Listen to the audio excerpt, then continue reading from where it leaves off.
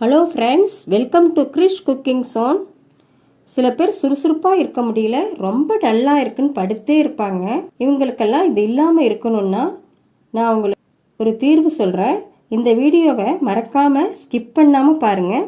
சுறுசுறுப்பாக இருக்க முடியல, டல்லாக இருக்குது, எப்போ பார்த்தாலும் வேலையே செய்ய முடியல, மயக்கமாக இருக்குது அப்படின்னு சில பேர் சொல்லிட்டு இருப்பாங்க. இவங்கெல்லாம் பேரிச்சம்பழத்தை தினம் 2 அல்லது 3 சாப்பிட்டுட்டு வரணும். இது உங்களுக்கு ரொம்ப எனர்ஜியாக இருக்கும். பேரிச்சம்பழத்தில் வைட்டமின் ஏ, B1, B2, சுண்ணாம்பு சத்து, புரதம், இரும்பு, கால்சியம்னு சத்துக்கள் நிறையா இருக்குது. உங்களுக்கு பேரிச்சம்பழத்தை சாப்பிட்டீங்கன்னா ஞாபக சக்தி அதிகமாக இருக்கும். படிக்கிற குழந்தைங்க படிக்கிறதெல்லாம் ஞாபகம் இல்லை, மறந்துடுது அப்படின்னு சொல்கிறாங்க. இவங்கெல்லாம் இதை சாப்பிட்டாங்கன்னா படிக்கிறது நல்லா ஞாபகம் இருக்கும்.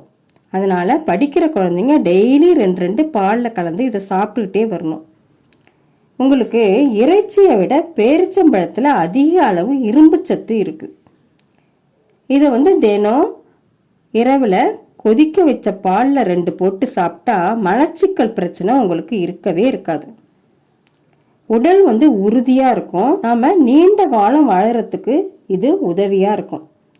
தினம் இதை சாப்பிட்டு வந்தீங்கன்னா முடி கொட்டுது அப்படின்னு ரொம்ப கவலைப்படுறவங்களுக்கு முடி கொட்டவே கொட்டாது, நல்லா வளரும். சத்துக்கள் இதில் நிறையா இருக்குது. முடி வளர்கிறதுக்கான சத்துக்கள் நிறையா இருக்குது. பேரிச்சம்பழம், உலர் திராட்சை, பாதாம் பருப்பு, இந்த 3ஐயும் கொதிக்கிற பாலில் போட்டு டெய்லி சாப்பிட்டு வந்தீங்கன்னா உங்களுக்கு நரம்பு தளர்ச்சி இருக்காது, நரம்பு ரொம்ப பலமடையும்.